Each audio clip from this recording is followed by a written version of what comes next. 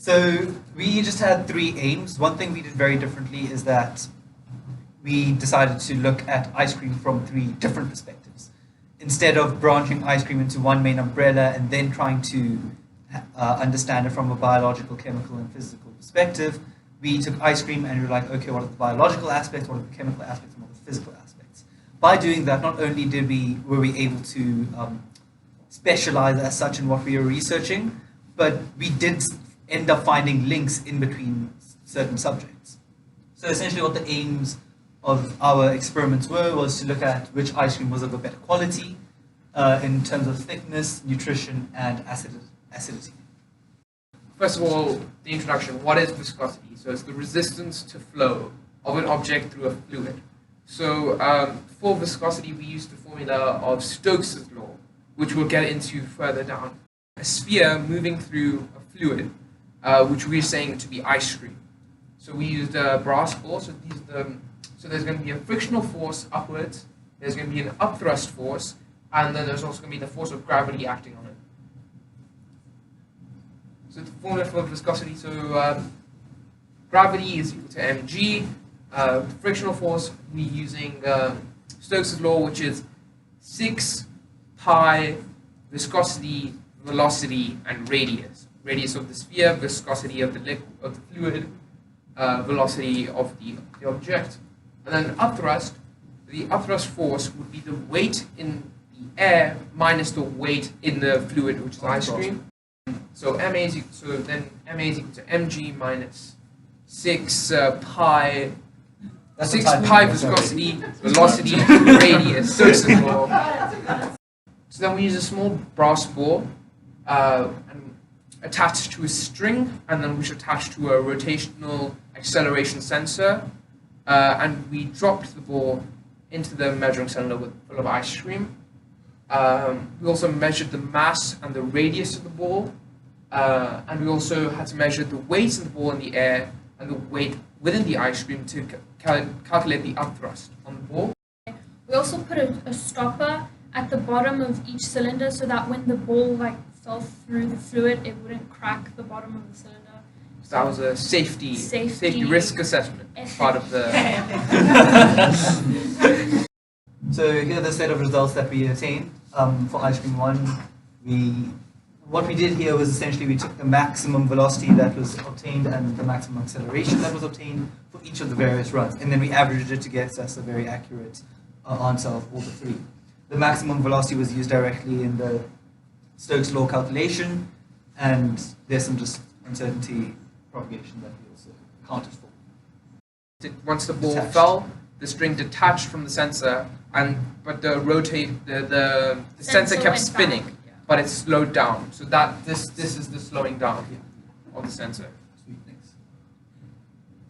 And here's also the AT graph. And as you can see, we took the max volume, but what we're interested in again is the acceleration, and it's represented by this part. That's the part in which the acceleration of the ball falling through the liquid is. Again, this is just the rotary sensor trying to fall back to zero.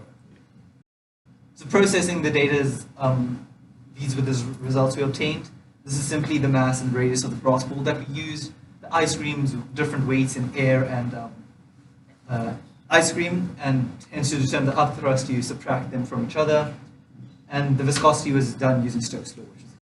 So through using the previous equations that we've discussed, we calculated the viscosity of each of the ice creams. We found that the Country Fresh vanilla was the most viscous, and the Willie's vanilla was the least viscous.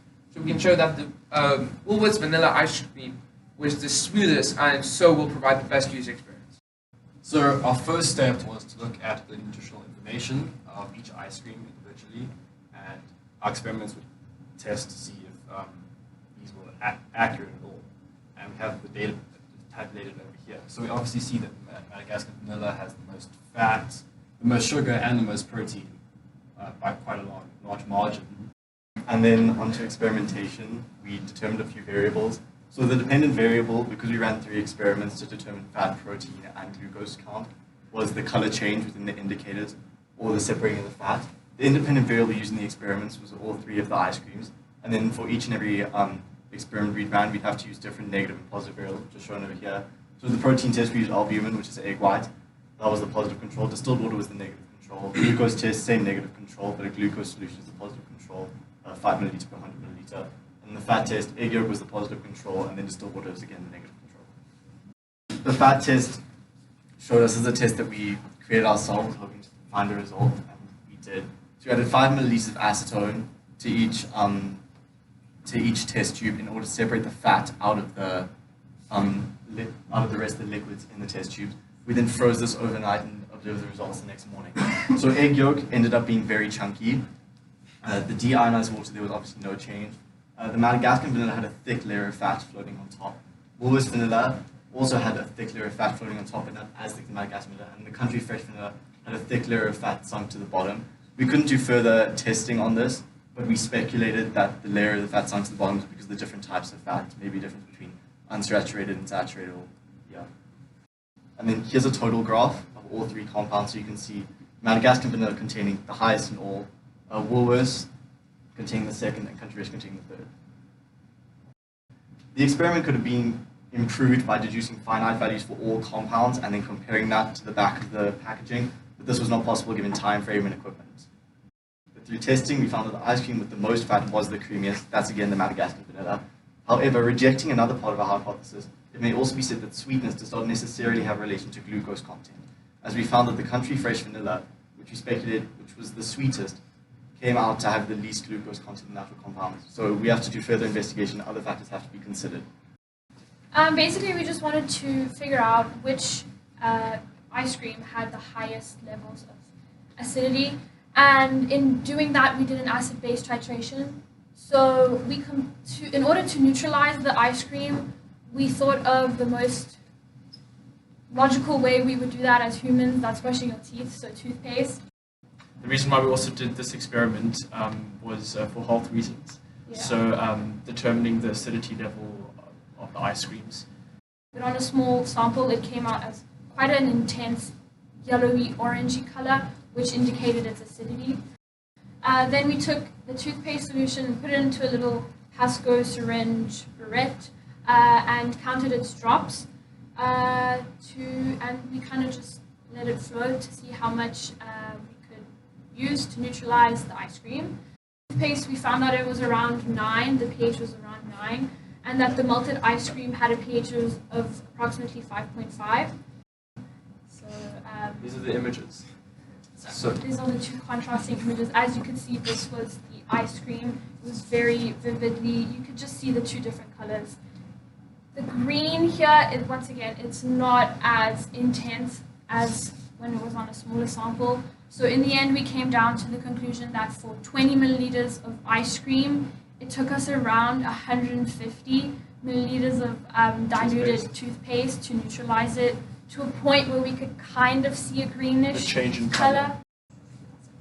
In terms of our final conclusion, we found that Madagascar vanilla had the best quality, and this is because of the amount of natural compounds that it had in it.